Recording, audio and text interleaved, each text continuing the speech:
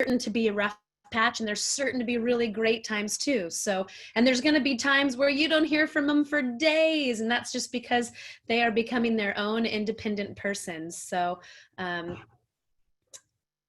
I like to start with this and I like to end with it too. So you'll see this slide here at the end.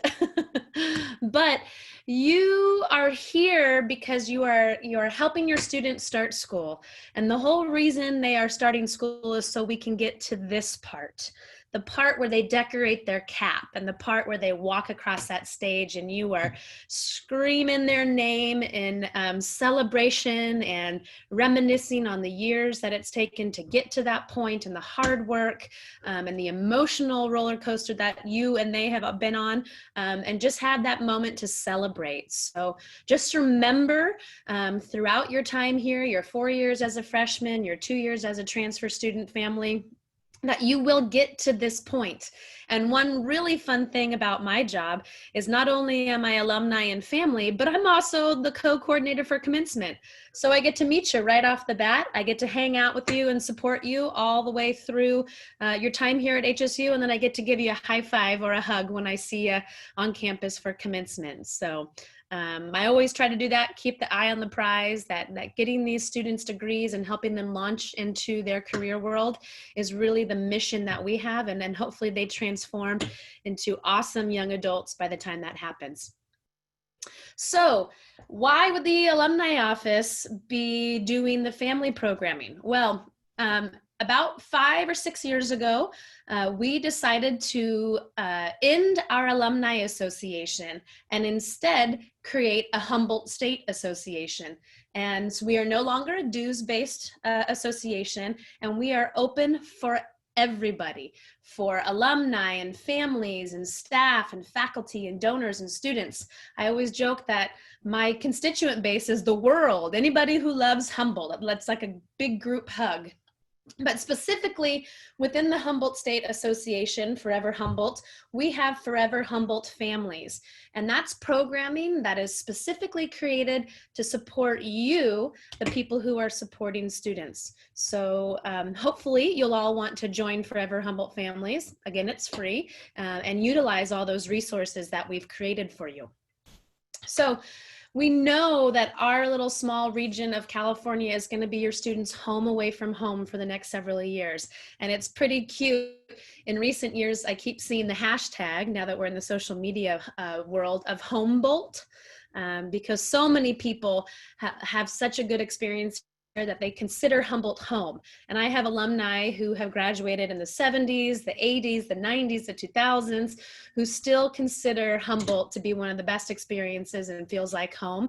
And they're so excited every time they get to visit. So hopefully that's your students' experience too. And they'll be able to consider this their Humboldt. But research and our personal experience over the years has really shown us that students do better when their families stay involved. And that doesn't mean that you have to have all of the answers. In fact, I've been working on campus for 15 years and I still find out new stuff every single month. But we are here as a staff and as a starting point to get you connected, to have every possible bit of information to help support your student. So if you get that call saying, oh, it's so boring, I have nothing to do, you're going to be empowered and know, if you utilize our resources, that there's an activities calendar that you can point your student to and show them 5 or 6 things that are happening either virtually or in person when we get back in person, to help show them that it's not boring. They just need to go get involved. You're going to be equipped with all the tools that you need to help encourage your student to have a really awesome educational experience. So that's essentially what Forever Humboldt Families is all about, is connecting you with the right information, helping you through any moment, whether it's a scary, my kid's sick for the first time and I'm not there, how do I help them? Or if it's my student wants to change their major, which never happens in college. What they decide at 18 is exactly what they stick with. Being a little facetious there. But anyway, all of those questions, any of those steps, connecting you with the right people and the right information, that is what we're all about. So we have a website that is dedicated just for you. It's located right off the homepage of the Humboldt State website. There's a little button that says Parents and Families. And if not, you can take down the website right here, family.humboldt.edu. And that'll take you to the website. It has testimonials from other parents and families over the years, from grandparents and aunts and uncles and guardians. There's many different people that support our students. And so that website is dedicated just for you. There's resource guides on it as well in English and Spanish to help everyone kind of know what's going on campus. And it may get an update this year. So if you go back to it later in the semester and it looks different, just know that's planned. We also have a closed network, social media network, and I've already been seeing parents signing up for this, and I've been approving their membership over the last couple of days. But this is like a Facebook type of network where you have a profile and you can connect with other parents, because sometimes it's not asking me the question that you need. You might need advice from other families who are dealing with issues, and you can talk with each other, or maybe something you've learned you can share with another family member. We have families on there who have already had their students graduate and they just like the network and stick on there to give advice. You have families who have seniors and juniors already in school. And then you have newcomers like yourselves, hopefully, who will join the network and get connected. So hsufamilynetwork.org is where you would go to. And again, you can find that link off of the website. In addition to that, we do a monthly newsletter, which most of you are probably going, oh, great, another newsletter. But I can tell you, we don't pre-write these newsletters months in advance and just send them on a particular day. We actually get together, myself and a staff writer here on campus, and look and talk about what's currently happening on campus and what part of the cycle a student is in the semester, and get you the information that you need in order to support your student. For example, this last article was all about how you can help your student create a school space within your home if they're going to be at home doing their coursework, and how important that is. And we interview people on campus for tips and tricks. And so we really try to make sure that we're giving you the information you need and not just bogging you down with a bunch of advertisements. So if you sign up for the network or you sign up for Forever Humboldt Families, that'll get you on that newsletter list. The other really important thing about that newsletter list is we also send out pertinent information from campus. For example, when we had the power outages this last year in California, I was able to share the messages that we were sending to students also to the parent listserv. And that listserv comes from that newsletter, the network, and anyone who's part of Forever Humboldt Families. So it's a great way to stay informed. We try really hard not to send you anything unless it's important, because we know that sometimes students aren't good at forwarding information to their families. So it's a good way to stay in touch. The other thing is you'll receive our annual magazine, the Humboldt Magazine. I think you guys can see that if I hold it there. That's a picture of President Jackson when he came to campus last year. And that magazine has alumni highlights, it has articles about campus, it has information about research and funding we've received. It's really a great publication. This last year, instead of doing a second magazine, we decided to do a calendar. And so in 2020, everyone got a beautiful printed calendar with amazing photos of Humboldt County, which you guys have all been here and visited. Hopefully, you know the beauty of this place. It is unlike any other place I've ever been to. And so I love having that calendar on my wall and getting to see those beautiful places. So those are some of the benefits that you have if you join Forever Humboldt Families. In addition, a couple years ago, we created an online class just for you, for families. It's 9 weeks long, so it's not the same commitment as your student has as a 16-week course semester, but it's 9 weeks of the most important information in a digestible way that anyone can utilize. So this course is written that if you've never been to college, you can learn stuff. If you've been to lots of different colleges, you're going to learn about Humboldt.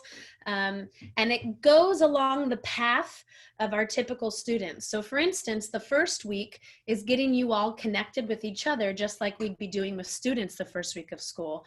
The second week is about how to get involved, which is right about when your student is going to be saying things are boring, or I don't know what to do, or how do I join a club? All of those lessons and weekly sections are meant to help guide you. So if you were to sit down, I'll go through the class here in a second, but if you were to sit down on a weekend, you could bust out the whole class in one day, but that's really not going to benefit you. We want you to take the time to digest the information, to read along in the textbook for it, to really think about it, explore the topic, and then be ready for the next topic the next week. So this class, if you were to go onto the family website today, is not available. We don't make it available until the very first day of school. That way you start school the same time your students start school. And you'll have homework just like your student. But again, all of the topics are there to help you learn about HSU's resources. So again, you can help your student. You can access it on Monday, right at that family website that I mentioned earlier. And like I said, we have a resource book. So for those of you who are able to purchase it on your own, it's available online. It's called The Naked Roommate. We have about 150 copies that we can mail to you. If you don't have the resources to buy the book, I'd be happy to put one in the mail. You can just email me at family@humboldt.edu. That email is also found on the website. It's myself who answers all of those emails, and already parents and guardians and family members are starting to take advantage of that. I've answered quite a few emails today, so I have it connected to my phone so that on the weekends I can still connect with you too, and make sure that you get the help you need. But if you need a copy of the book and you're not able to purchase it, please shoot me an email and I can send it off to you in the mail. So the class, I like to walk everyone through just so you all know how it works. Here's a screenshot of our website, the Forever Humboldt Families website. There'll usually be new information on the upper left-hand corner. You can see right there where that arrow is. That's how you access the Forever Humboldt Families online course. So right now, I think there's just a message that says, coming August 24th, and it will turn into a button at 8 o'clock on Monday where you can click on it and go from there. You can see there's different headers at the top with different information that you can dive into. But with the course, one thing that's really cool is we were able to make the course. It's a public course, so you don't have to log in, and that can feel a little weird to people.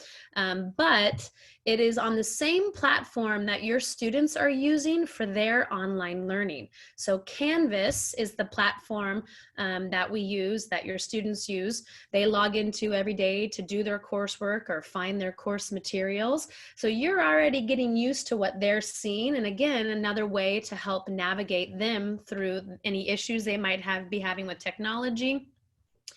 You can see on the left-hand side there, there's links to the parent and family networks. There's links to the syllabus.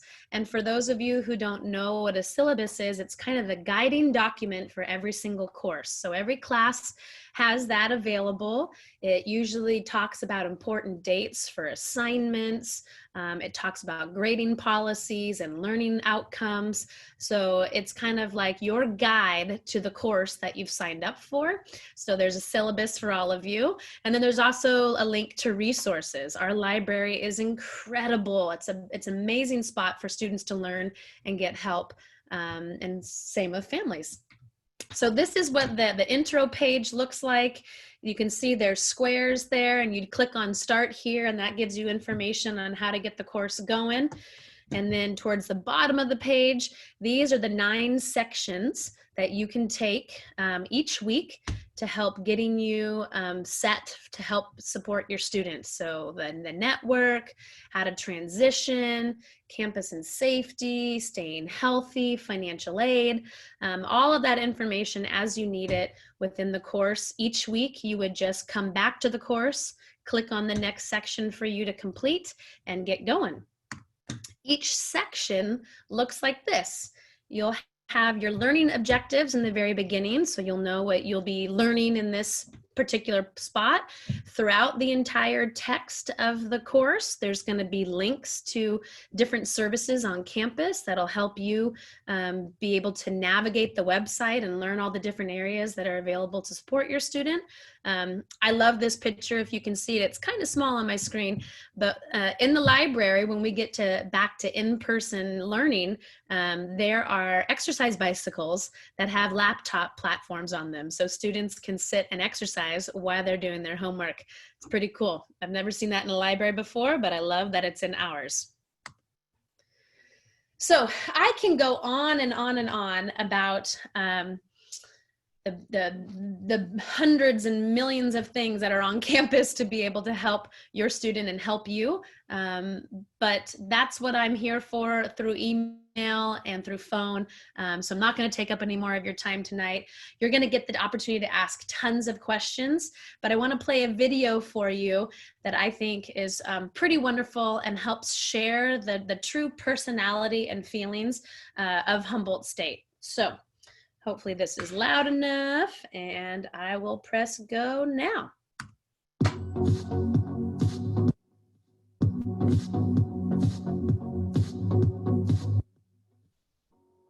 Humboldt is an amazing place with special people. It really, in so many ways, is about our amazing faculty who are dedicated to our students and the equally passionate staff who have committed themselves to this wonderful university. College is challenging. It is. It's part of what makes it valuable. And we know that earning a college degree will have a lasting impact on the lives of our students and their families. So my commitment is that we will do everything possible to ensure that students at Humboldt State University have a positive, meaningful educational experience. We have such a wide variety of students that come from so many different places that they bring some really great perspectives and diversity onto campus that adds to the richness of what HSU is. I like that our students are here to kind of explore who they are. The students that come here are absolutely coming to Humboldt State for a different experience. And I feel like our students here are a different kind of student than I see at some of the other institutions I've worked at before coming to Humboldt State. Our students are passionate and they're driven. They're passionate about social justice. They're passionate about the environment. They're passionate about making the world a better place. And that passion is contagious and inspiring. They are literally inspiring me every day to try and keep up with their aspirations, their determination, their commitment to excellence. Our students have big hearts and want to make the world a better place for everyone. It's true, though. It is true. It's so true. The students, the faculty, the staff, they're all in different roles and different backgrounds. Makes for diverse projects. We're always working on something new and challenging. What I love about working at HSU is that it has the finest undergraduate program in the whole country. Full stop. And I'm super lucky to be part of it. If I and all the people here on campus can contribute just a little bit to that, to all of these great young people going out and changing the world and making it a better place, then our day is made. Well, I love working with the students and the new insight they bring to things that I already think and believe. And I love that challenge because I love that process of learning. What I would say to new parents and families is be prepared for your child to be different when they come home. This place will have an incredible impact on them because Humboldt isn't a school, it's an experience. I would say they are leaving their kids in great care with us. They're coming to an amazing university. Take advantage of the faculty and the staff that want to support your student and encourage your student to connect with those people. If your student can get engaged in a class that they like or a club or activity that they enjoy, they're probably going to find a sense of belonging and really like coming here. And I think there's lots of ways for them to get involved. We're thinking about the whole student, not only your education, but your health and well-being, and knowing that you have what you need to be successful here. We have the services here to allow your students to thrive and function and ultimately graduate from the institution. There are many, many people on our campus that are working very, very hard to try and come up with new innovations, new ideas, so that we can better serve our students and their families so they can achieve their dreams here at Humboldt and beyond. Families trust Humboldt State University. They trust us with their sons and daughters in hopes that they will have this meaningful experience. We will do everything we can to guide them, coach them, and support them along the way. An amazing place with amazing people, inspired by our students' dreams. That's Humboldt.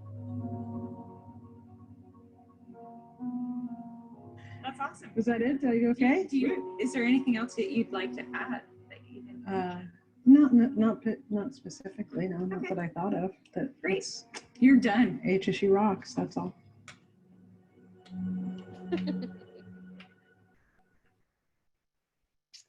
I love that video. I could watch it 100 times, but that's also because I bleed green and gold. But hopefully you enjoyed it as well. And I can't wait to start to meet all of your students and learn what their passions are and be able to help them achieve whatever their goals are associated with those passions. So like Professor Malloy mentioned on the video, be ready for your son or daughter or niece or granddaughter or whatever connection that you are to your student. Expect them to come home changed. It'll be an awesome time here at Humboldt. So I won't keep going because we have other awesome presenters for you to hear. But remember, family.humboldt.edu. That's just for all of you. And that has links to all of the resources that I brought up tonight. So without further ado, let me stop sharing my screen and give you the opportunity to meet Raven Craig, who is our peer health or our health educator. She's going to give you lots of information about insurance and health services on campus. So take it away, Raven. Thank you, Stephanie. Hi, everybody. My name is Raven Craig, and I am one of the health education team on campus. I'm just going to share my screen and then play. There we go. And so I'm going to be talking about some of our health services, well, all of our health services, both on campus and remote. And I'll also be taking some questions towards the end. And so, yeah, so awesome. So once again, my name is Raven Craig. I have been at Humboldt State University for about 14 years. And that length of time is because I have 2 degrees from this university. So I have my undergraduate degree, which is in politics and multicultural queer studies, and then my master's degree, which is in environment community with a focus on college community health education. And so I got my degree here, and then I got to work and do the things that I studied here. I'm not originally from Humboldt County. I'm from LA as well as Seattle. And so I really chose this place and this life, and I really love it here. And I know that your students are going to love it here too. So I'm really excited to welcome you as a part of the HSU family. So just talking about health services. So health and well-being services is an umbrella term for the different areas that we have underneath it. I'm representing all of the services. I work directly with the Student Health Center as well as our counseling services. And then I do health promotion and education on campus. And so those are kind of the 3 different areas. The first one I'm going to talk about is the student medical services. This is our student clinic on campus. It's a physical building that's located off of the library circle, and your students are getting virtual tours, and they're getting aware of the locations on campus.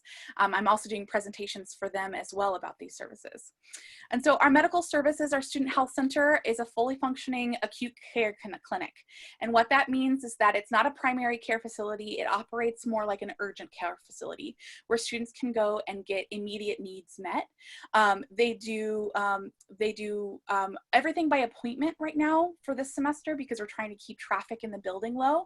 We're also offering telehealth appointments. So students can call our office and they can make an appointment and we can meet with them either through telehealth or schedule an appointment for them to come into the center. We provide acute care services, so pain, bleeding. So for example, a student might not be able to call and make an appointment if they fell and hurt themselves on campus, but they could walk over to the campus health clinic and they can get seen right there. But also things like fever, STI and STD screenings, reproductive health. We have a fully functioning pharmacy, lab, and x-ray on campus. And we're staffed with an incredibly competent, amazing health services staff. We are the service that's providing and collecting the COVID-19 testing on campus. And so they are currently doing testing. And students, not just the students who are living on campus, but students who are off campus and in the area can also go to the health center or call the health center to schedule a time to make an appointment for those tests, and those tests are free for students. In the counseling, in the building with the Student Health Center is also counseling and psychological services. They're on the second floor of that building. Although for this semester, they're operating completely virtual. So all of these resources are available to every Humboldt State student, not just the students who are in the local area. Students can meet with therapists and a psychiatrist. We have a psychiatrist on campus, on staff as well, and all through telehealth. And so students can call our number and make an appointment, and we provide short-term individual and couples counseling. So students can get individual counseling as well as couples counseling. We do support groups. So if a student is more uncomfortable in an environment where they are with their peers talking about issues, we can also do that. We also do mindfulness education and skill building around different mental health issues. We also have a phenomenal staff. And so students can also call our number 24/7. So if they need something that's after hours, if they are feeling scared or if they're feeling alone, we have a phone number that they can call any time of day and get mental health support. So our support groups work in a couple of different ways. We have support groups that are drop-in groups. That's the longer list. So these are groups that any student can come to, drop into, and we advertise them starting the second week of classes. And then we also have support groups that students can go to that are more therapy-based. And these groups, students would get into them by going to a therapist appointment and then being referred into the program. So after hours services, so we have an after hours nursing services line. So students can call if they have a health issue and then they're not sure what they should do about it. They can call this number 24 hours a day and they can talk to a nurse about how to get support that they need. Also, once again, our counseling number is 24 hours a day. We have our campus advocate team. And then we also have 2 local hospitals. This is almost always a question that parents have. So there is a hospital about 5 minutes from campus. That's Mad River Hospital. It's very close. And then there's a St. Joseph's Hospital that's in Eureka that's a little bit further away. But both hospitals are fantastic, and we have fully functioning ambulance services for our area as well. So the position that I hold is health education and health promotion. And so it's my job to teach students about health and well-being. It's also my job to teach them about how to make safe connections with their own bodies and with their communities. We're going to be doing a lot of work around, how to stay connected, how to stay healthy, and how not to feel super isolated during the times that we're in right now. And so I supervise 2 amazing teams of health educators. They are students, so our programs are peer-based. So I have a team of about 20 students who do one-on-one well-being services, as well as they host workshops and they do food distribution on campus, and they're really excellent. And so students are going to get to know them. We're going to be doing presentations in their classes in the first couple of weeks of campus, and we'll be hosting a series of workshops too that your students can sign up for. The programs that I supervise directly are the OSNAP Student Food Program. This is a program that's dedicated to making sure students have their basic food needs met on campus. And so sometimes students, especially as they go along in their college career, don't always have the money they need to pay for food, and we make sure that no student goes hungry. Students can come to us and get free food. We will be operating on campus this semester with distancing guidelines, so students can come pick up food from us. We also do cooking and nutrition education. So maybe a student has access to food, but they don't know how to prepare it. And so we help students learn about different food issues and how to cook different food, and even how to cook nutritious meals if all they have is like a coffee pot and a microwave. We are very creative in our cooking techniques. We also help students sign up for CalFresh, also known as EBT. This is a resource that helps students pay for groceries. You may have heard about this in another way, but many students qualify for CalFresh and they don't necessarily know that. And so we help students navigate that process and how to sign up for it. EBT is also accepted on campus. So at our campus marketplace, students can use their EBT cards if they have them. And this is how students can kind of get connected to our services. And there's a slide at the end that has my contact information, which is usually the best way for you all to get in connected with our services. So a part of that program is also OSURE, which is our health insurance support service. So I and a team of students help students navigate health insurance questions. So we help students sign up for Medi-Cal or transfer their Medi-Cal to Humboldt County if they need to. We help students with family pack signups. And I also help students navigate health insurance when they have a health insurance plan, but they don't know how to use it or they don't know how to use it locally. And so I schedule appointments with students, and I'll be doing that digitally and help them work through that process. I can help students navigate CalFresh, Medi-Cal, and health insurance questions, even if they're not in Humboldt County, as I have resources that span the whole state and sometimes the whole country if needed. And so just a couple of health insurance notes.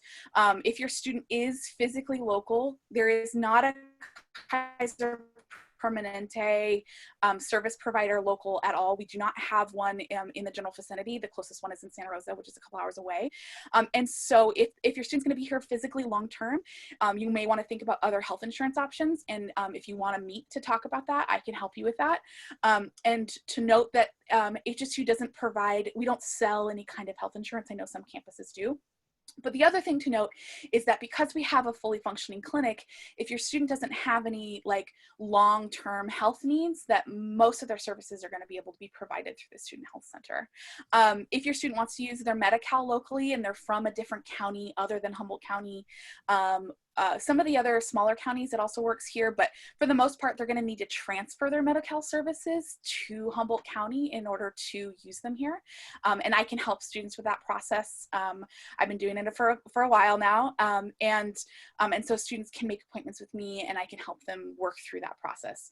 Health insurance is complicated for adults who have been using health insurance like their whole lives. And so we're trying to make sure that students can understand and learn about this process early. And I'm constantly having to re-educate myself about health insurance. So the other portion of my job is the peer health education program. These are students that do one-on-one peer support around the health and well-being stuff that is most prominent for students. So things like alcohol and other drug use, sexual health, mental health. We are going to be focusing a lot on how to be a good and healthy citizen, like how to do good citizenship around health issues, and also how to keep connected and not be isolated during this time. So we have a series we're going to be offering probably at this point 14 workshops a month on these different activities, and so those will start the second week of classes, and then we're going to be doing follow-ups with all the students who come to those workshops and meeting one-on-one if they want to do a whole wellness plan around different topics. My students are really amazing. They really love this work, and if you have a student who has in the past done health education and outreach in high school, this may be something that they want to get involved with as they stay on campus, and so you may want to get them connected to me. So this is what the peer health educators sometimes look like. They're really great. We used to usually do this kind of outreach. We will be passing out supplies, but in kind of a different way this year. But we do a range of everything under the sun as far as health topics goes. This is how students can get connected to our resources. Our Instagram is really popular for both programs, and so that's usually the best way for students to kind of track us down and find out what's going on. Our Check It program on campus, really phenomenal. You saw them in the video that Stephanie showed. It's our bystander intervention program. I don't run this program directly, but another health educator on staff, Mary Sue Savage, does. And it's a program that trains people around bystander intervention. So if they see a moment that could be a harmful moment, they're trained to intervene and like how to disrupt harm. It's a nationally recognized phenomenal program, and it's one of kind of the shining stars of Humboldt State. And so I always like to mention them. And so that is kind of like the overview of my presentation. I know that many of you are going to have questions, and so I'm ready to answer them. Thank you, Raven, for that very in-depth overview and presentation. There's a question here that's asking, are there any fees for the medical services provided by the school, and how are they paid if there are fees? So there are some very small fees associated with some of the services. Most of our services are completely free. Some of the small fees are, for example, if a student gets a prescription from one of our doctors in our pharmacy, they would need to pay for that. And those fees are all charged through the Student Center account. So there's no cash exchange at the actual health center. Everything happens through the Student Center. So the same way you would pay student fees and tuition, it's all through there. And I would say like the most that I've ever seen somebody pay for a prescription at our pharmacy is like $5. So they're very, very, very low cost. Thank you. Does the health services provide flu vaccinations? We do flu vaccinations, and we're working on a plan for how to do that safely for the fall, and we will be rolling those out as soon as we get them, and we know how we're going to be doing them. But we are going to be providing flu vaccinations, and they are free for students. Thank you. There's a couple of questions regarding Kaiser and some confusion on why Kaiser is or isn't accepted, and so essentially. Can you discuss why it's not accepted, if you know why, and just clarify there's a couple of pieces asking about clarifying what insurance we take and what we do not, and where it's accepted and where it's not. Yeah, so let me clarify. So the health center on campus takes no personal insurance. So the only exchange of finances that we do for the campus health center is to charge very small amounts for those medications. The local community has no Kaiser Permanente location. And so Kaiser has not put a facility in this area. And because of kind of the structural nature of Kaiser, there's no resources here for people who are in Kaiser. And some people have Kaiser through their jobs. Some people have it through Medi-Cal. So sometimes people sign up for Medi-Cal and are put on Kaiser or Covered California. And so if that's the case, if it's through your job, that's one thing that's a little bit more complicated, and we're going to probably want to talk one-on-one. But if it's something that's through Medi-Cal or through Covered California, then we're going to want to look at your other options for your student. But yeah, so the only reason why is because Kaiser hasn't outreached this far north in California, and they don't have any current plans to build a facility up here. Thank you, Raven. Can you discuss where students can use their EBT cards? Yes. So if your student has EBT, they can use it on campus at our campus marketplace. The marketplace is in the southern part of campus by the College Creek. It's a College Creek marketplace.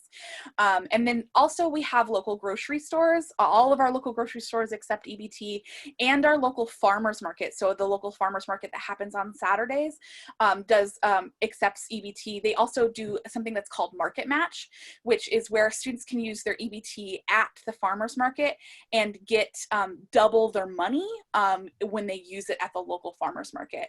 And so we have a full list on the OSNAP website of all of the different local places that accept EBT. Thank you. Can prescriptions be called into campus pharmacy from other counties?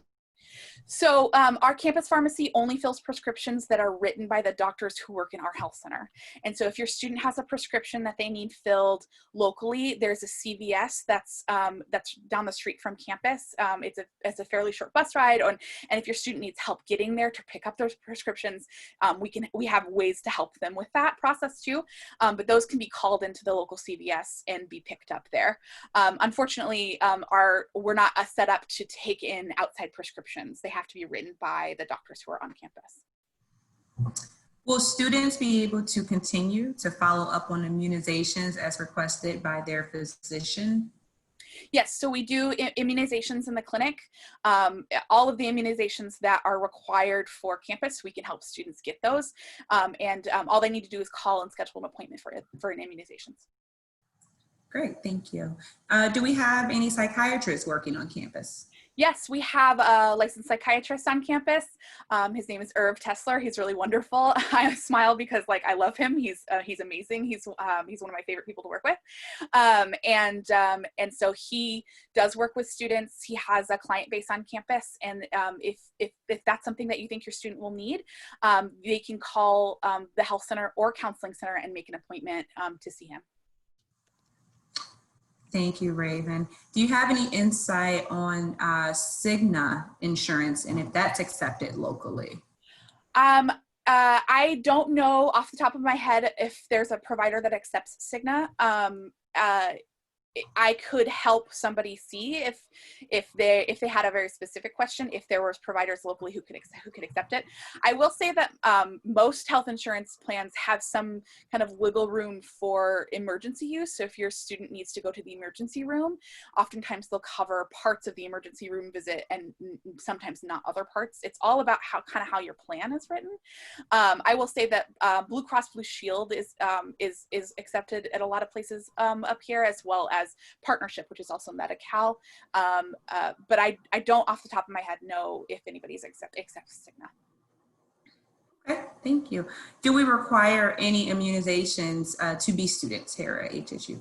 Yes, there are immunization requirements to be a student, and you need to submit your immunization record through your health center, the health center website.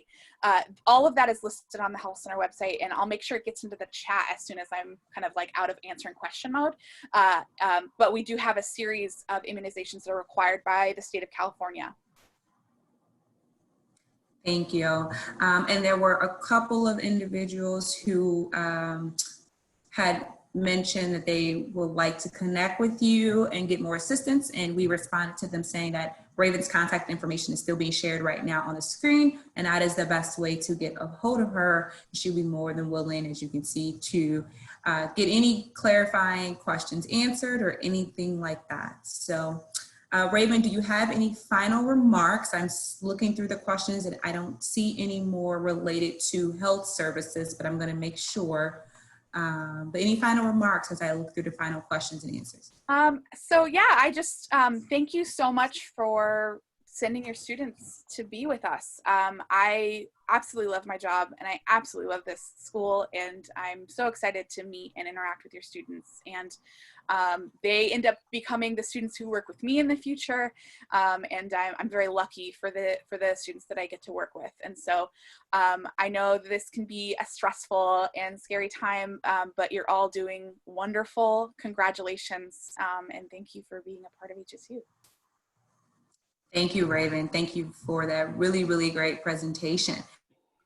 Okay, I am going to ask Stephanie to come back. We are getting ready to transition into our Q&A and adding our panelists slowly to be able to host so you all can see them and answer questions. So as we get prepared, I'm going to turn it over to Stephanie and we will go from there. Sure. Hello, everybody. It's me again. As we're waiting for panelists to get into the view for you, I do want to make sure that you're all aware of our Campus Ready website. It's the website that has all the information about the steps and policies and procedures that people have been working on to help make sure that we #keep Humboldt healthy. It is a website that is designed to put all of the up-to-date information about COVID and COVID procedures. And so I'm going to add that real quick to the chat, so you have a quick, easy reference to it, but also know that it's right off the home page of the HSU website. So if you go to humboldt.edu, over on the right-hand side of the page, it should say Campus Ready website. That is up-to-date information. It has a date every time something's added to it. There's guides for your students, and I can guarantee you that it'll be part of the class if you take it. So you'll learn it inside and out. So it looks like we've had a couple of panelists join us. What we're gonna do is have everyone turn on their video and we'll start introducing ourselves. Now, there's quite a few of us who will be chatting with all of you and taking different topics and answering your questions. Make sure that you walk away from this session really feeling solid with all of your questions answered. And thank you to those who have been joining the network. I've been keeping my eye on it. You guys can all start connecting with each other soon. But we'll get going on introductions. Everyone will say who they are, what their position is on campus, and how they might be interacting with your student. So I'll just go around the screen as it's as I can see it. So Dean Oliver, you are up first. Thanks. Welcome, everyone. My name is Dale Oliver, and I'm the Dean of the College of Natural Resources and Sciences. This is my 30th year at Humboldt State University. First 27 years, I was a math professor, and now I'm in the Dean's office. My main role is really to support faculty, to support your students. And so I'm excited to do that. We have some of the best academic programs around in terms of STEM fields. So we're eager to interact with your students, either in a service course that they might take, or if they choose a major in the STEM. So glad to have you here. I love Humboldt State. I love our faculty. I love our students. Great, thank you. And Roger, you're next. Hi all, my name is Roger Wang. I'm Associate Dean of Students. I've been on campus, let's see, I think 13 years at this point. I was a student here and I am a proud alum, and I have been working on campus professionally for about 7 years. I oversee the Student Disability Resource Center, our Veterans and Transition Services, our Testing Center, and our Campus Assistance and Response and Engagement team. And so definitely a lot of services that help your students just getting acclimated to campus. Great, thanks. And Miss Dana. 1 second, Dana, before you introduce yourself. So sorry, it looks like we need to, a couple of individuals said we couldn't see the video. So I think I know the problem. Okay. Dale, they couldn't see your face as you were talking, but they heard you. So if you want to just unmute really quickly and wave hi so they can just put a face to a name. That's. Is that good? Thanks, Dale. And then Roger, they couldn't see you either. So if you want to unmute really quickly, because I think it's speaker view. So you got to say. Hello, my name's Roger. Nice to meet you all. Thanks. Okay, Dana, now it's your turn. And Stephanie, you got it from here. No problem. Hi, everybody. My name is Dana Deason. Since we're saying how old we are, I've been on campus for almost 21 years. I am the Associate Director for the Academic and Career Advising Center. And our motto is explore, experience, and achieve.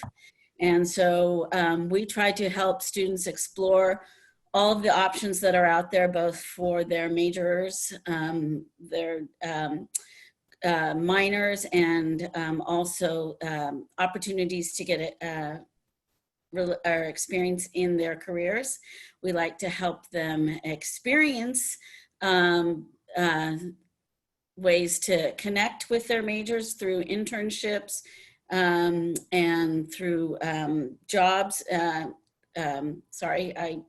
My brain is all of a sudden going, and then we like to help students achieve their academic and career goals by helping them to write the perfect resume, and prepare that perfect application for graduate school, depending on whatever they decide to do after college. So welcome, and we're happy you're all here. Awesome. And next up is John. Survey says, all right. I know. It's Hi, like, everybody. My name is John Rodriguez. I'm a lieutenant here at Humboldt State. Actually on temporary loan. I think I've been here for only about 4 weeks or so from San Francisco State.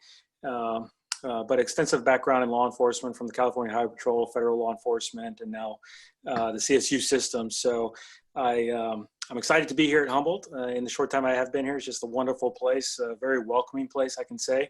I also speak as a parent and a student myself. So just been a phenomenal experience. We're here to make your students successful, be successful by providing a safe environment. And so look forward to hearing from you guys and getting some questions. okay, I'm gonna skip who's next on my video, let you go last. So, Dean Young, you're up. Right. Hi, I'm Shauna Young. I'm the Dean for the College of Professional Studies, and I'm starting my second year at Humboldt State. I actually came from another CSU campus, Stanislaus, where I was there for 17 years down in the Central Valley. The College of Professional Studies, we have 7 departments in our college, from business, to child development, economics, education, kinesiology, recreation, administration, and nursing, psychology, and social work. And very much have been approaching this year both as an academic dean, but also as a parent of a sophomore in college and 2 high schoolers. The things that have been most important to me and on my mind this particular year have been the safety, care, and well-being of our students, and providing an inclusive and engagement and environment in this sort of unusual set of circumstances, and providing academic excellence, or supporting as a dean academic excellence under these unique circumstances. And the way that I do that as a dean has been to focus on supporting faculty so that they have the tools that they need to provide a high quality educational experience for your college going students, our college students here at Humboldt, and helping them to provide that supportive learning environment that we want to foster. I'm looking forward to meeting with the Associated Students representative this week, Jesus Flores, where we'll be talking about the kinds of events and activities that we can host together for students in the College of Professional Studies to keep our students engaged and connected to other students. Awesome. All right. Miss Financial Aid Director, you are up next. Hey, everybody. I'm Peggy Metzger. I'm the Director of Financial Aid, a proud alum. Been doing financial aid at HSU for 18 years, and if you go back to my student years, I've been around for about 30. Yeah, you and me, Dana. So the financial aid team is around for you to help you with all of your financial aid questions. And there are 2 answers to every financial aid question. That is, it's complicated and it depends. So we want you to ask your questions. And you can do that by emailing us at finaid@humboldt.edu. And we also have a virtual front desk going right now where students can Zoom right in during the day between 10 and 4 every day. And Zoom with a counselor and get all your questions answered. So welcome, glad to have you here. Thank you. Melanie, you are up next. Hi, I'm Melanie Bettenhausen, the dining director for As Director for Dining Services, I am fairly new in this position. I've just been here since January, but I also am an alum and graduated in '05. So I'm actually really excited to be back on campus and a part of your students' experience in attending HSU. It was a really fantastic time for me. So Dining Services this semester will be operating 2 of our locations, one at the J, which is the main dining commons on the north end of campus, and College Creek Marketplace, which is a grocery store / deli on the south side of campus. And those hours are posted on our website.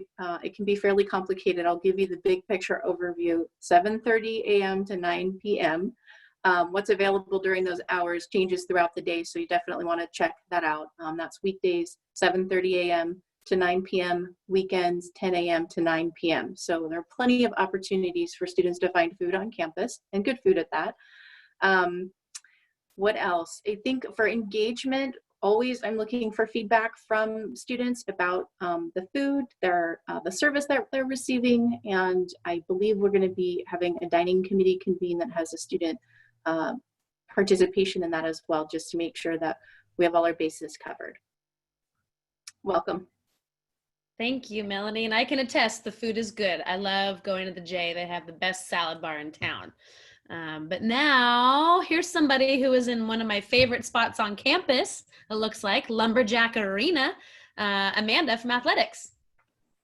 Woo! Behind me, I've got the Lumberjack Arena. That's our basketball court. Unfortunately, COVID's going to keep us out of there for a while, but hopefully your son or daughter is going to be able to get some of our games once we're able to open up and have a great student experience in there. I'm Amanda Nelson. I work in the athletics department as the compliance officer. So any of you who have student athletes coming to HSU, they all pass by my desk. I help all of them with their paperwork and help them with whatever they may need, get in touch with the right person. I came to Humboldt State from Idaho in 2009 as a student, joined the rowing team, and haven't left since. So now I'm working in the athletics department, and welcome. Great, thank you. Mr. St. Ange, you're up. Well, good evening, everybody. Steve St. Ange, AVP for Student Success. I've got the pleasure to work with the folks in housing, residence life, the Children's Center, the Health and Wellbeing Center, as well as off-campus student services, dining, bookstore, and I am happy to answer any and all of your questions. Right on. And Jen, you're up next. Very good. Hi, everybody, and welcome to Humboldt. I've been on campus 21, 22 years now. It's been a long time. I worked at several campuses before this one, and I have to say that HSU students are the best, hands down, and my staff feels the same way. So your students are in good care when they come to the counseling center. So I'm the director of the counseling center on campus and also the associate director of health and well-being. I do invite you to check out our websites, the well-being website and the counseling website. You will find pretty good details about all of our services, and for CAPS, a pretty good list of groups that we tend to offer semester after semester. Happy to answer any questions today, and you can also contact me by email at jen@humboldt.edu. Perfect. Rosamel, you're up next. Thank you. I'm Rosamel Benavides Garb. I'm the interim dean of the College of Arts, Humanities, and Social Sciences. Bienvenidos a todos. We have 19 programs for a total of 23 BAs and 4 master's programs. My son, Benicio Benavides Garb, is a student at Humboldt State University. He is an athlete. He plays in the soccer team. He was a freshman last year, so this year he's a sophomore. So I know what you're going through, and it's fantastic. It's amazing. We're the College of Human Exploration. We explore our human condition. We're here to help you, to tell you that we care about your sons and daughters. Many times we take the position of parents. The students are also our sons and daughters. And I wanted to take a second to say something in Spanish to honor and embrace the Latino and Hispanic students and families. Bienvenidos a todos. Estamos muy contentos que ustedes estén en nuestra universidad. Estamos aquí preparados para ayudarlos, apoyarlos, para que sus hijos y sus hijas tengan éxito en nuestra universidad. Welcome. I'm very happy to be here with you today. Thanks, Rosamel. Dan, you're up next. Good evening, everyone. My name is Dan Savaloff. I am the Director for the Educational Opportunity Program and TRIO Student Support Services. Our program primarily supports low-income and first-generation students. So we help students navigate. We're the kind of the question and answer place. We also create community and family for our students. I am also a liaison for our undocumented students on campus, and we connect them with our support services that we have available. And I invite you to check out the Dreamer Student Resources webpage that will outline some of those available resources. And I'll also drop my email in the chat in case you would prefer to ask me questions offline. I'm available to answer those questions. Right on, thanks. Kat, you're up next. Hi everyone, welcome to Humboldt State. My name is Kat Goldenberg. I'm the director of the place-based learning communities in the College of Natural Resources. So those learning communities include the programs Klamath Connection, Stars to Rocks, Rising Tides, Among Giants, and Representing Realities. And it's all incoming freshmen who are coming into a STEM degree in the College of Natural Resources, so that's science, technology, engineering, and math. All are automatically a part of one of these 5 programs. We support students really by connecting them to each other from the beginning, which is possibly more important now than ever in the weird online environment, and getting students to engage and get to know each other and get to know their faculty and what it means to be a professional in their field of study.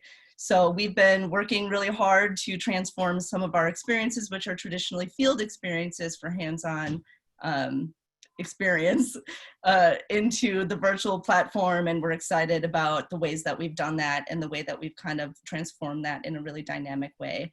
And so I'm happy to answer any questions that you have regarding the components of the program, what that looks like. And I'm also an alum myself. I loved my experience at Humboldt State so much that I never left. So I hope your students experience the same. Woo, woo. I love it when there's alums. There's a lot on this screen. So we have 2 more, and then we're going to get jumping into all of those questions that are coming in. So if anything pops in your mind, please be sure to put it in the chat or in the Q&A, and we'll get it covered. Mr. Rebick, it's your turn. There are a lot of alum. I am a 2-time alum here at Humboldt and have been here for 30 years and love it. I'm the university registrar. My name is Clint Rebick, and we're here to help your student navigate a whole bunch of acronyms, as well as course registration, petitions, anything they might need on the regulatory side as they make their way to their diploma. So we see your student when they come in, help them with their transcripts while they're here, with class schedules and course registration, and then ultimately when they graduate, and we send that diploma your way, which we're looking forward to do in 2 years for transfers, maybe 3 or 4 for freshmen. And we look forward to seeing you here. So if you have any questions that don't get answered tonight in the chat, you can always shoot me an email. Just like Jen, it's really simple for me. It's clint@humboldt.edu, and looking forward to talking with you tonight. Great, thanks, Clint. And now last but certainly not least, our Vice President for Enrollment Management, Dr. Jason Merriweather. Take it away. Hello and welcome to all of our parents and families. We're glad to have you here. I'm Dr. Jason Merriweather, and I will talk with you a little bit more at the end. I just want to say thank you for selecting Humboldt State. And as we all have a family experience, and my daughter, oh, be careful. My daughter just walked in here to show me her soap that she has just created. Good job, Eddie. All right, so y'all take care. Thank you. So I know Ebony has been putting together all of the questions that have been coming in, grouping them together, and she will take it away. Thank you, Stephanie. Yes. So now I'm going to popcorn some questions from the chat, as promised, from those who put them in earlier when we first started. I'll combine a couple. The first one is for Steve, Dr. St. Ange, to answer. Can you talk about, will the students be able to go home for Christmas? And if so, what does that process look like for them? Yeah, so students can certainly go home during the winter break. We are asking that they don't travel out of the county unless they really need to. And there may be another self-quarantine period upon their return. And we'll have more information because we're working with county health on that, and it depends on local conditions. So at this point, the answer is yes, of course. We don't encourage out-of-county travel, but they are free to do that, but they may be required to do an additional self-quarantine upon their return. And following up on that, Steve, when are students being asked to move out of the dorms, and when do you guesstimate them being able to move back in for that quarantine period for spring semester? So we never close the residence hall, so students don't have to ever leave if they don't want to. And if they quarantine, it would be in the residence halls upon their return, just like they're doing right now. And what about Thanksgiving break or fall breaks, which fall a little bit earlier? Yeah, it's the same thing. If students want to leave for fall break, again, we don't encourage any out of county travel. We can't mandate that you stay put, but we do, we're working with the county, and right now, as the county advises, anyone that's doing out of county travel would self-quarantine for 14 days, just like they did when they moved in. Okay. And what are you doing with students who test positive for COVID? Will they stay on campus or will they be sent home? So a student that tests positive for COVID will be moved to an isolation space on campus that has a private bathroom, and we will deliver meals to that room, and we'll have some regular check-ins from our health and well-being staff. So that is the plan. We have isolation rooms on campus. We have 162 rooms prepared just in case. Mm-hmm. And can you talk about what the quarantine process looks like for students who are moving onto campus? What will they have to do? How long will they have to do it? Where are they going to do it? Is the question. Yep. And just to clarify, one of our panelists said, Steve, remind them they don't, if they're going home, they don't need to pack up all their belongings. Thanks, Roger. They can keep them in their room if you want to go home for fall break or winter break. So thanks, Roger, for the reminder there. We're asking students to self-quarantine in their room for 14 days, which basically means they can go out and get their meals from the dining hall, practicing social distancing, wearing face coverings, get their books from the bookstore. But anything non-essential, we're asking them to just kind of stay in their rooms and no group activities. Thank you, Steve. The question, I'm going to merge the question. It says, my son is in the marine biology program. He mentioned 3 in-person labs this semester. Is this the actual case? Yeah, so I was just about to hit send on a response to that, but I'll answer it for everyone. So as a marine biology freshman, he would be a part of Rising Tides, and the only lab course that he should be enrolled in for that is Oceanography 109. And with that course, it is technically listed as having an in-person component, but that is entirely optional. The entire course is completable online, and what they're referring to is they hope to provide a few opportunities for students who happen to be in the area to get some hands-on experience. And so he can still absolutely complete all of the coursework online without issue, and so that is not required. But as a side, so I sent my contact info in the chat, and if you'd like to have your son get in touch with me, I can look into his schedule more thoroughly and address that. Thank you. There's a question here on delaying admission. It says, my daughter decided to wait and join spring 2021 if COVID is better by then. But if the pandemic restrictions are still tight, can she delay attending for fall 2021?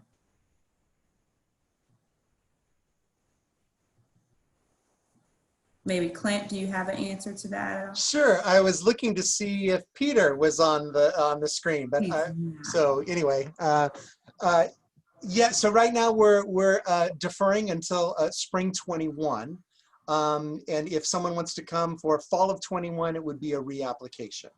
And if the as I know currently, if that changes, we would make an update to that. But that's what the situation is right now. Thank you. There are a couple questions here on restrictions, Steve, with COVID and visitors. So like parents are asking, are there restrictions with helping their students move in? Are students allowed to have visitors in the dorms? Can you answer that question, please? Yep, sure. We're asking very limited, maybe one person to help students move in. And we're asking that no visitors happen during the quarantine period especially. And we're trying to limit any out-of-county interaction with campus students at this point in time. So right now during the self-quarantine, no visitors please. And students can have visitors after the quarantine as long as they're from the county. Thank you. And do you know approximately how long test results for COVID are taking to come back? Yeah, and I just answered that on the Q&A. About 48 hours is what we're getting right now for our commitment from County Health. Again, that could change depending on their workload, but right now it's about 48 hours. Okay, thank you.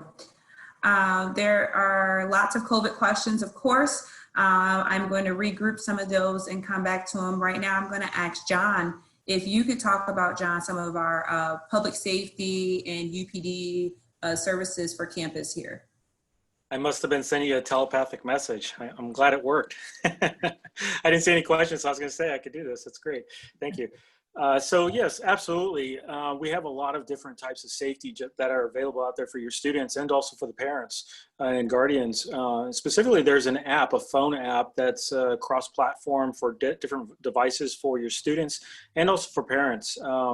As I mentioned earlier, my son actually, he goes to Cal Poly San Luis Obispo as a student. He's in his 4th year right now. So I have experienced this, what you're experiencing right now. It's kind of an excitement, a sadness, and everything kind of jumbled all in one.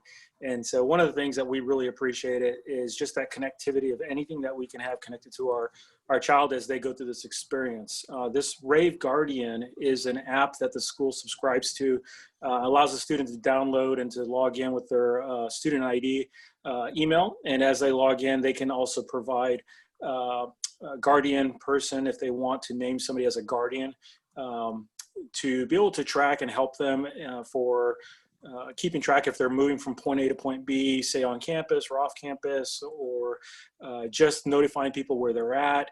There's also some safety tips in there, some great information just to really use that app. I really advise taking a look at that and download that. Also, I want to mention some information on just bicycles alone. You all probably spent some really good money like we did when we bought our son a bicycle. So we do ask though that you guys look at specifically the locks for the bicycles.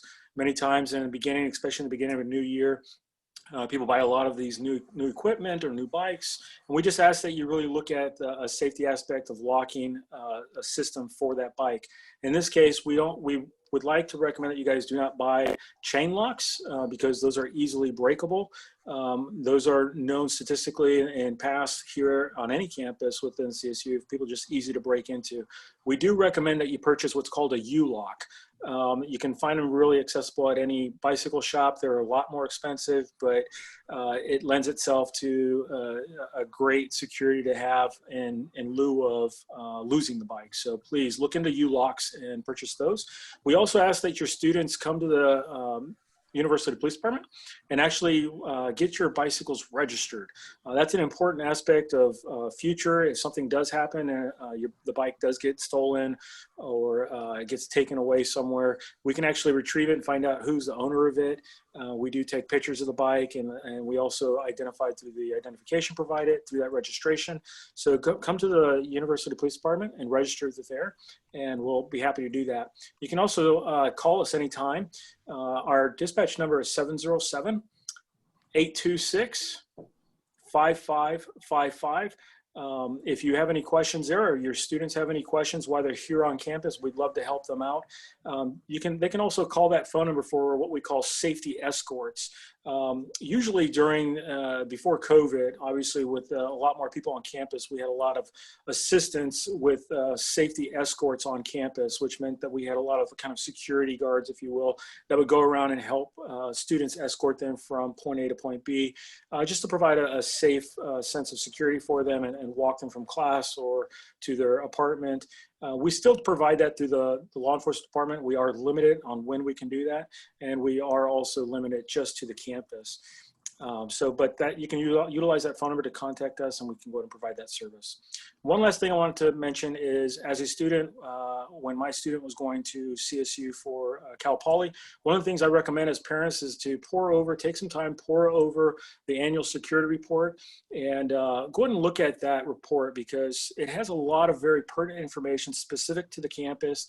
There's a lot of detail that goes into that, a lot of work and research that goes into that, and it really helps you as a parent kind of just discover what goes on our campus and how to better educate your student in that regard. So please look at that. Feel free to contact me at any time. I love that Humboldt State is a really personable place. So I'm going to give you my email. It's John, John, .Rodriguez, that's RODRIGUEZ@humboldt.edu. Welcome, and thank you for giving us a chance to take care of your children. Thanks, John. There is a question that was asked as you began talking. The question was regarding safety. Is the high homeless population an issue on safety for students? You know, that's always a concern. Obviously, we do operate on a public campus, but I will tell you this. Our law enforcement officers here at Humboldt are very personable. We have a lot of people that we just know. Our officers are always out and about and always available. And so honestly, in my experience that I've been here in the short 4 weeks, I've been out in the vehicles myself. I've actually met some of the homeless people that do traverse the campus. They're really well known. Some of them are actually alum. Some of them have stuck in the area. You know, we do keep an eye on that to make sure that we are responsive to any situation where potential issues may occur. But from what I can see statistically, there's not a very strong issue in the sense of people that could be problems within the community. But we do keep a very close eye on that, and we are very responsive. Thanks, John. There's a question here, and one of the panelists who think they can answer it can just unmute and jump in. It says, the info my son has said that they have to live on campus for 1 year to graduate from Humboldt. Is this true, or is it just attend classes on campus for 1 year? If this is true, will it change if we can't return due to COVID? How are students going to do their hands-on science labs remotely? So I know it's a convoluted question. So first part sounds like, do they have to live on campus for a year? Yes or no? And I'm pretty sure that answer is no. And then how are students doing their labs remotely? Someone wants to answer that. My guess is your son is probably talking about the residency requirement, which means you have to take, and Clint or Dana could probably help me, I think it's 30 units at HSU to be an HSU, could be considered an HSU student. That doesn't mean you have to take them in person. They could actually take them all online. Doesn't mean you have to be on campus, living on campus. There's no residence requirement for housing. For on-campus housing, we do have freshmen who live off campus for their first year, and you know, we have students who never live on campus and graduate. So I guess is the residency requirement is what he's talking about, which can definitely be confusing. But residency means that you're taking a certain amount of courses, get 30 units to be an HSU student. I'm going to address the hands-on lab. Yes, Dale. Yeah, so we're going to make the best, make do with the situation we have as best as possible, of course. But right now, our faculty are going to use a combination of things. Some science labs are going to sort of more high-end virtual lab settings, where those virtual labs are getting better and better. And others are going to be sending out lab kits to the homes of students, so that some of the hands-on will be, done at home. Of course, neither of those is perfect, but a combination is probably likely going to happen. We, of course, hope that we're back to in-person hands-on labs and field trips sooner rather than later. But we do have a plan, and we'll get better at meeting those needs of the students. And I'll just jump in and share a quick little story. With all the changes to lab sciences, like Dean Oliver just mentioned, we had an alumni group who went and purchased over 100 different sets of binoculars to be able to send to wildlife students so that they can do their field work wherever they are at home. So there's lots and lots of generosity coming forward to try to help make this the best semester. Thank you. I'm going to ask Amanda if you can give an overview of the state of athletics and what the plans are for any sort of sports or recreation for the fall semester. Yeah, we in athletics, we're part of the CC2A conference, and we will not be competing at all during the fall semester. So there will be no competitions, no in-person competitions happening. For those of you with student athletes, we will have very limited practices going on in a safe and social distancing manner using a variety of regulations set out by the NCAA. That's during the fall. The spring is to be determined depending on the COVID situation. Our hope is that things will be in a way that we can have events, but that remains to be seen. As far as rec sports go, for the immediate future, rec sports will be happening in a purely digital format, but your students should definitely keep an eye out. I know a lot of our rec teams are looking to engage and add people in a digital way, so if they're looking to find a group that they want to be part of, definitely keep an eye out on all the different rec sports groups. And intramurals also remains to be seen for the same reasons, except that we are working on setting up an intramural esports team, I believe, but that's very preliminary. So, but exciting. So keep an eye out as well for that. Did I answer your question there, Ebony? Perfect. Thank you. I'm going to ask Dean Young to speak on some of the face-to-face. There's some questions on face-to-face dates and for students and different things like that. So Dean Young, would you mind clarifying, please? Sure, yeah, I was just gonna maybe sweep this into or add it to the response that we provided about leaving, not leaving for the fall. I just wanted to share that the selected face-to-face component for the few selected face-to-face courses that we have on campus this fall semester, there are very specific dates that face-to-face instructional activity occurs, which is between the dates of September 8th through November 6th.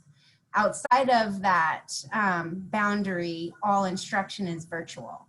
So I just wanted to share that bit in case that helps inform that question around on campus or not. Thank you, Dina. And also to clarify again, because it can be confusing. And so, because we're getting a couple more questions on, should students leave for fall break or Christmas, should they not? And just to reiterate, we can't literally force students to stay in their rooms. So we are highly encouraging them to do not leave, to stay on campus if they are in the dorms. If they want to leave, it is best they leave at the end of their in-person course, which Dean Young just mentioned is November 6th, I believe. Is that the correct date? Yes. So that way, if they leave November 6th, they can go home and stay home, finish their courses virtually from their families' homes, and then return in January, I would presume at least 14 days in advance of what the start date will be. It has not been sent out yet. To be able to quarantine returning, they will have to quarantine when they come back from break after Christmas. So that's why the answer may seem slightly tricky and seem confusing, because we can't keep your students hostage. We can't lock them in their rooms and tell them you can't leave. So we can ask them to stay within the county if they're on campus through November 6th. After November 6th, they can go back home, stay, and then return 14 days prior to January spring semester starting. So I hope that cleared up some confusion, and thank you, Dean Young, for sharing those dates. There were a couple questions in the chat on how dorms and housing for spring semester. Some questions on, will there be more beds available? Will students, if we move to in-person, will students be able to apply? If it's still virtual, would there be more dorms? Can we speak to that a little bit, Steve? Yeah, so we have been given the opportunity to have 1,000 students live on campus through the Chancellor's office. We have about 850 now, so I have to preface it by saying if all things stay the same, we would have an opportunity for some additional campus students to live on campus in the spring. And of course, everything is flexible during this COVID time, but at this point, we do have some spots that we could fill for spring. And our max of 1,000 students on campus is in place by the Chancellor's office. And we have been working closely with the Chancellor's office and County Health to really work on what some of those numbers are. So at this point, yes, we will have some spaces for spring. Thank you. There's a question here on will there be any engagement activities for students who are living on campus, especially the freshmen. I can speak to that and to say that all programming and activities will be conducted virtually. We are not advocating for any in-person activities. However, all of our clubs and organizations will still be live and operating this fall. They will be hosting virtual meetings. We have something called our virtual quad, which is where students can go to find out what's going on every day. The quad is the main location on campus where our students hang out. And so we kind of promoted this virtual quad so students are aware of there's still things happening. It's just in a virtual space. And so orientation is going on right now, as you know, and this afternoon students participated in some community building activities and they had an amazing time. So we are hosting things. We'll have homecoming and so forth. And so still making sure we connect our students. You know, and make them part of the Lumberjack family.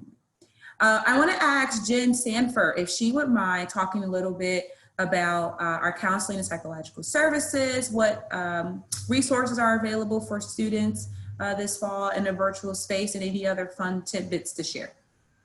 Sure, happy to. So we are doing therapy and counseling virtually by Zoom and also by phone, depending on the student's preference. We're having, one-on-one counseling meetings. We offer crisis or urgent services. We even offer couples counseling. We have a variety of therapy groups,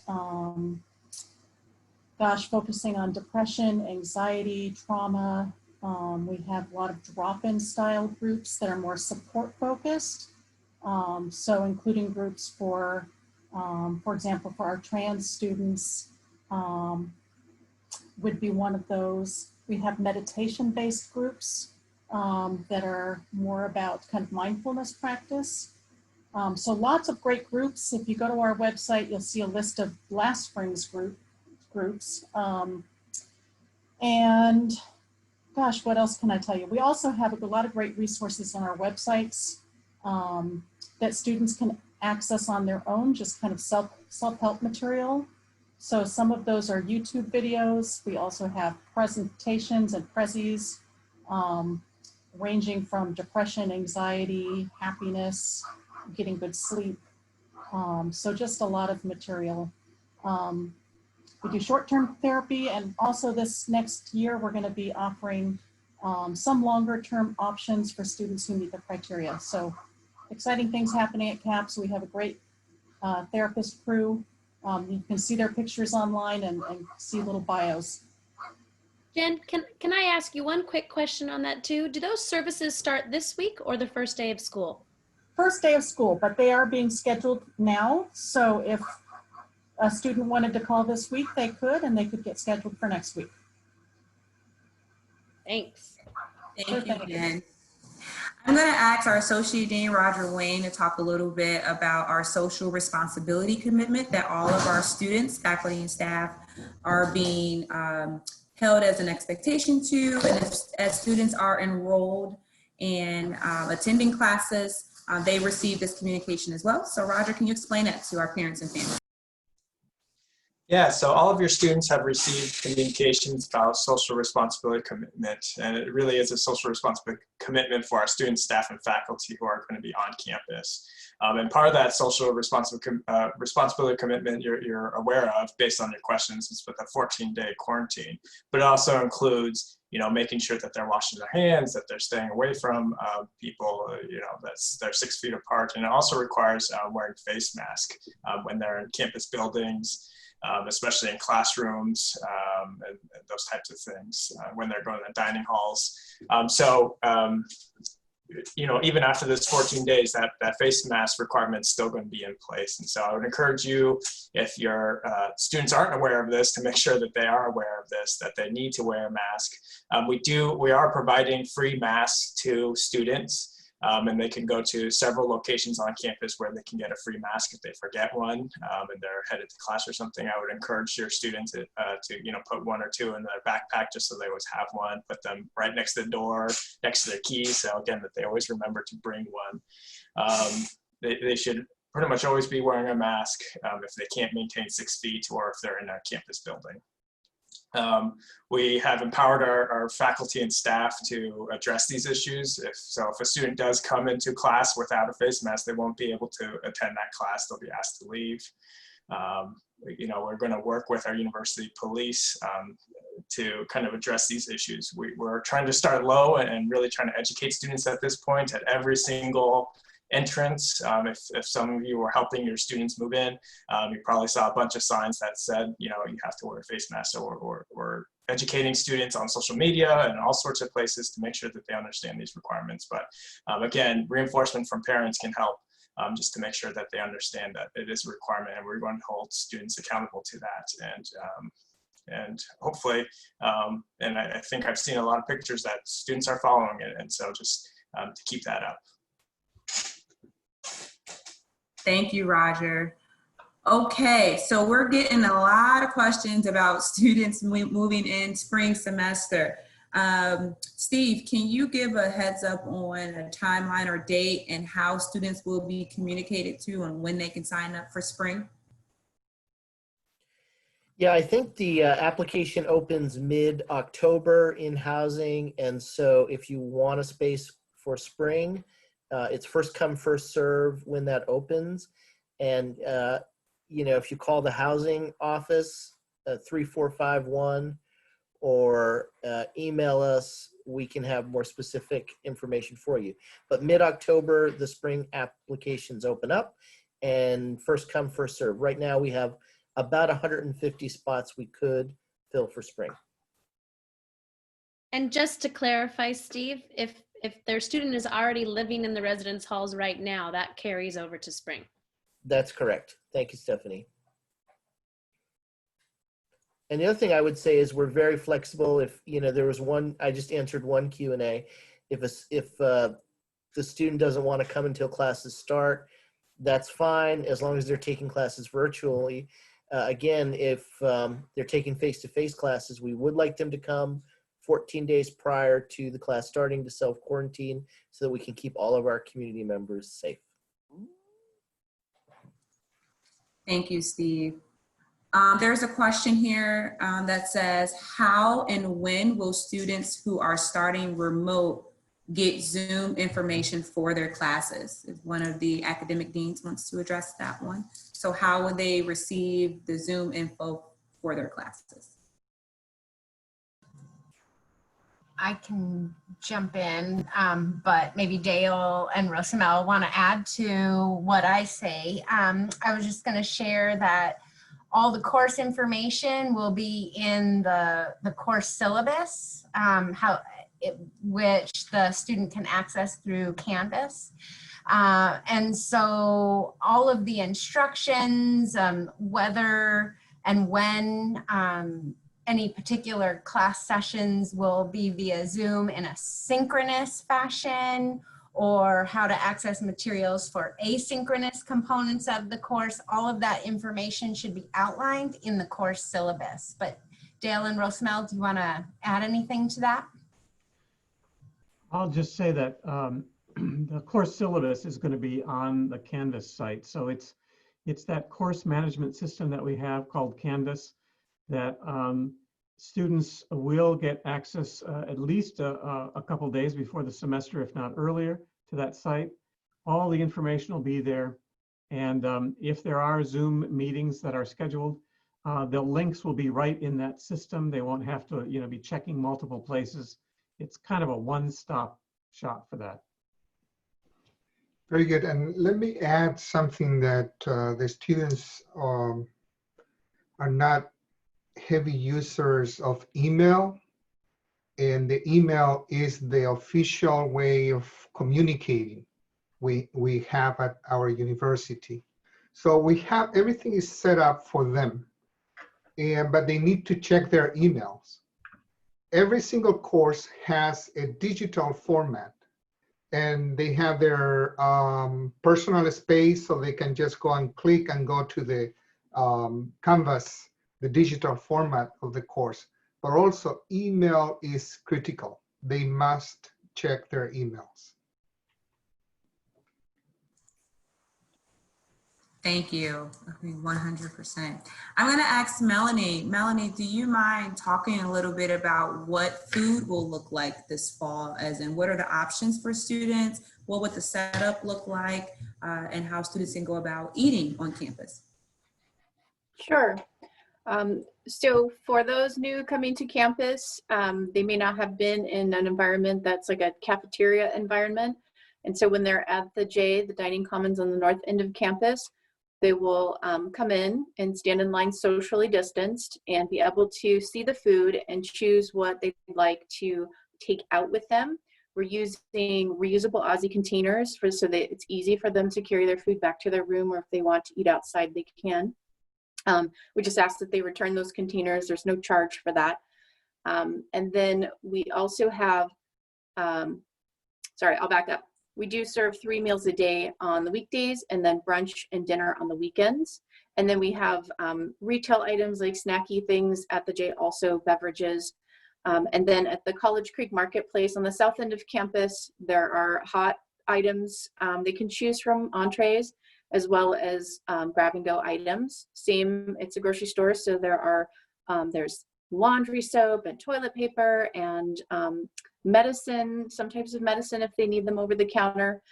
So pretty much anything they might need, they can find on campus if they need it quickly. And they can use their J points from their meal. If they have a meal plan, they use their J points when they're going through the register. The cashier will ask, is this J points?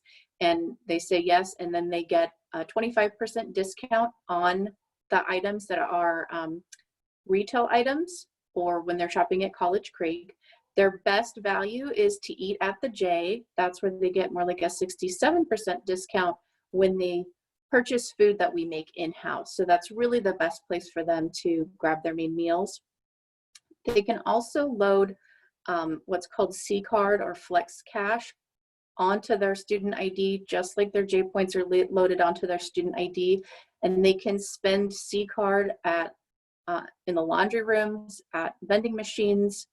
They can also spend it in the marketplace and get a 5% discount on items that don't fall under the J point category, non-food type items. Let's see.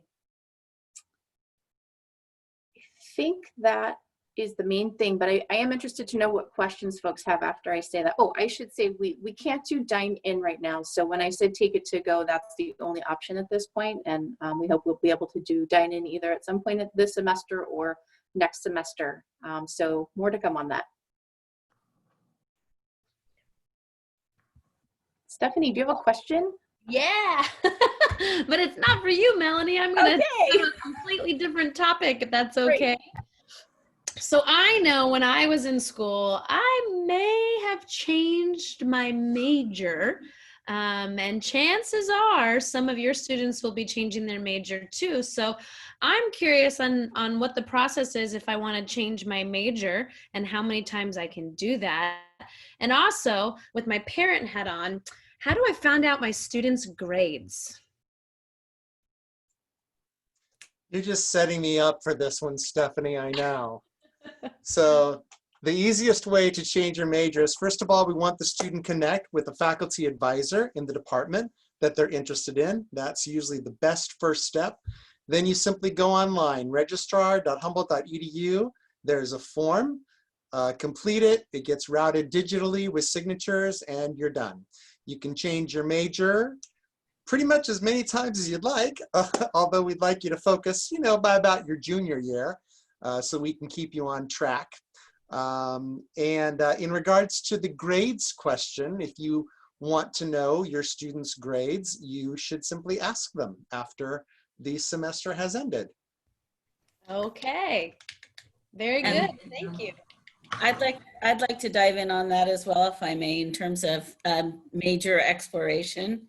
The Academic and Career Advising Center has a lot of resources. We have career advisors who are available to help your students approach their choice of major through not only through an academic avenue, but also maybe from a career avenue. Maybe they don't know what they want to major in, but they have some ideas of what they would like to do once they're out of college, or they know what they're really interested in. They just don't know how those interests translate to majors or careers. So we have I put our information in the chat, and please, if your student is unsure, or if you're not sure about what your student is thinking about too, you can also check in with us and we'd be happy to talk to you as well. But come by the Academic and Career Advising Center. We have a virtual front desk that students can access throughout the day, and we can set up an appointment with a career advisor to help you to help your students figure that out. Thank you, Dana. So we have about 10 minutes left, and so I want to let our parents and families know to go ahead and get your final questions submitted, and we will get those answered. And again, that's the Q&A box right at the bottom. I was going to ask, books. I'm like, something, it just slipped my mind. I've seen a couple of questions come in regarding students and what books do they get and when will books be updated. And I thought that would be a good question to answer live, if any of our administrators could answer when they think that would be updated for students to get what books they need. So I will check with the bookstore to make sure they have the most updated list information. And I gave my contact information for the folks asking that question. But feel free to email me if you have any other questions, and I'm going to follow up with them in the morning. And the academic deans, I don't know if you have any ideas to when from you all, if the information is going to the bookstore. Yeah, I'll say most of the courses, the required books are in the schedule, and students should be able to access the required books just through their student center. But if for some reason there's a course here or there that doesn't have books, then the best source is going to be through the Canvas site, when the faculty post all of the information about the course on Canvas. That, like I said, should be accessible. If it's not accessible now, it should be accessible within a day or two. And but I think the vast majority of courses, if there are textbooks that are required, they're accessible from the student's schedule. And I'll say one other thing: a lot of our faculty are moving away from textbooks. Textbooks that are required to be purchased. Many of them have free resources that are available as PDF. And when that's not available, a lot of times they found reduced prices for for electronic versions of the textbook. So bottom line is they should know, if they don't know now, students don't know now through their schedule, they will know within a day or two through Canvas. Thank you, Dale. I am going to ask our Associate Dean to talk about our Student Disability Resource Centers so that families and parents can be aware of some of those virtual options that our students still have this fall. So Roger. Yeah, I just wanted to plug our Student Disability Resource Center. So if any of your students were receiving services in high school or at community college prior to coming to HSU, is to please connect to our Student Disability Resource Center, which is often called SDRC. And you can contact them at sdrc@humboldt.edu. We are still providing Zoom and phone counseling to students. If there are students who have physical limitations, whether they're permanent or if they all of a sudden break their ankle walking around or something like that, we can and will still provide tram services to on-campus services this semester. And so please reach out. Again, it's a little bit different from going from K through 12, where some of that stuff is more mandatory, or you have a counselor who's going to work closely with you. And higher education students have to elect into these services. So please encourage them to seek out that help with the SDRC. They can get accommodations in multiple forms. And we love to work with them. We love our SDRC students. And we have some amazing counselors there that can work with them. And we have been working with students, even if they're working from home and virtually, we can work with them remotely, and we can send them equipment if that's part of their accommodation. Thank you very much, Roger.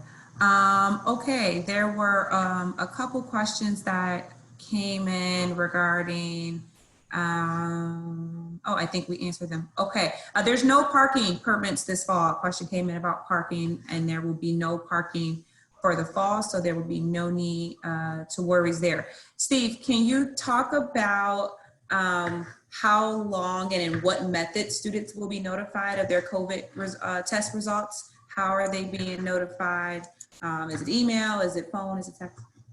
So right now we're getting results within a 48-hour window from County Health.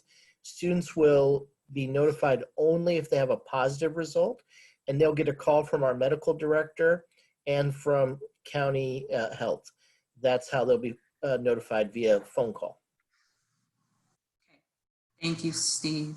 Okay, we will continue to answer any last-minute questions, either typed out reply, or if there's time, we will answer them at the end. We're getting ready to bring our closing speaker really quick to wrap us up. But before we do, really quick, and then I'll send it to you, Stephanie. We've got a few questions on where can this information be found from this webinar, and it will be posted on the orientation website within a couple of days once we get it downloaded and get it uploaded. So it will be posted on the same site that you were able to log in here, and you have access to rewatch this recording. So Stephanie, you want to go ahead, and then you can introduce. And I was just going to say that the family course, if you decide to take that, has all of these same topics, but in depth and at a pace where you can really absorb them and learn them. So I just encourage doing that course if you want to have access to some of the same information. And then also remember, email family@humboldt.edu, and my job is to connect you to all of the faces that you see here on the screen. It's very rare that I reply to an email without bringing in one of the professionals you see here on the screen. So family@humboldt.edu, and we'll get you where you need to go. And Dr. Turnbow, I think I'm introducing Dr. Merriweather to close us out here with some words of wisdom. Take it away. All right, thank you so very much. I'm delighted to acknowledge and thank the up to at one point about 140 families that attended this event. I'll share with you from a very personal space how grateful I am that you chose Humboldt State as your university for your student and for your family. I want to share with you just a little bit about myself and a little bit about how I understand where you are in this moment. And you should right now see my screen, and I believe you see a screen that should say slideshow, and you should see a very cute set of children. And on that slide, you will actually see my three, or our three, because I'm not in this alone, my wife and I's three oldest children. You'll see LJ to the left, cute little guy, Micah in the middle, and he is every bit of that smile, and then Jasmine, who is just our oldest daughter and our big princess. And with those three, you see how I see them every time I talk to them, when they call me, or when we have a conversation. But I share with you in this moment who those three little ones to me are now, as you parents have the same experience that my wife and I have had 3 times with our 3 oldest children. You see LJ now, who is at Langston University, all the way in Oklahoma. You see Micah, who even further away is at Indiana University in Bloomington. And you see Jasmine, who is just a freshman who we just moved in a couple of weeks ago at the University of Kentucky. Like you, I have a certain set of expectations for how the university is supposed to treat my children.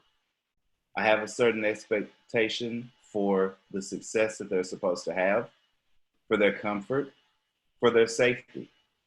And my wife and I have gone through the same journey that you are going through now. We've had the tears, we've had the laughs, we've had the moments, the conversations, the cries again, maybe crying a little more, and that goodbye and that big hug. For some of you, you're fortunate that you found a little relief that in spite of the fears caused by the pandemic, your children are home with you. But even in that moment, you still have expectations for a college experience. And like you, I share that I have gone through this movie because I'm living it right now.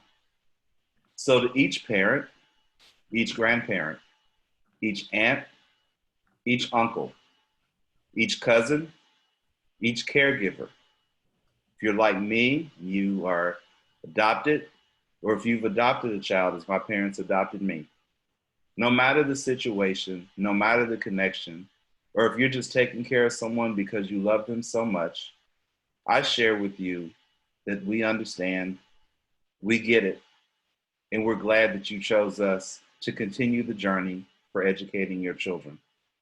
We're glad that you selected us, and please know in this moment, we feel you. We understand the joy, we understand the fears. We also join you in celebration. We ask you to not cry today, but we ask you to look forward to 2 years from now for transfers on May 14th, 2022, or in 4 years, May 11th, 2024, when we will celebrate, hopefully in person, when your students cross the graduation stage. That is what we're here to do together. I personally thank you. I personally celebrate you, as do all the people on this team. We care about your students. We are here to let you know that. We are here to help, to serve, and to support your students through every part of the journey on their way to becoming a graduate of Humboldt State University. I hope to be taking a moment to share a little about my children and about my family, let you know how sincere I am in this moment, because I, like you, have great expectations, great dreams, and great hopes. I'll also share with you, in my conclusion, that ahead of me are 2 more children that my wife and I have. You'll see Julian and Jordan, who are 10 and 12. And we have so many hopes and dreams for them as well. So whether your nest is empty or there's still a few young ones floating around, just know that yes, we are deans, yes, we are faculty, yes, we are administrators, staff, and vice presidents. But we also, like you, have families, and we also care very much about the success of each young person that attends Humboldt State University. Congratulations. Celebrate today, because on May 11th or May 14th, 2 or 4 years from now, you'll be crying tears of joy as your student crosses the graduation stage. Thank you for choosing Humboldt State University. Thank you. Bye, everybody.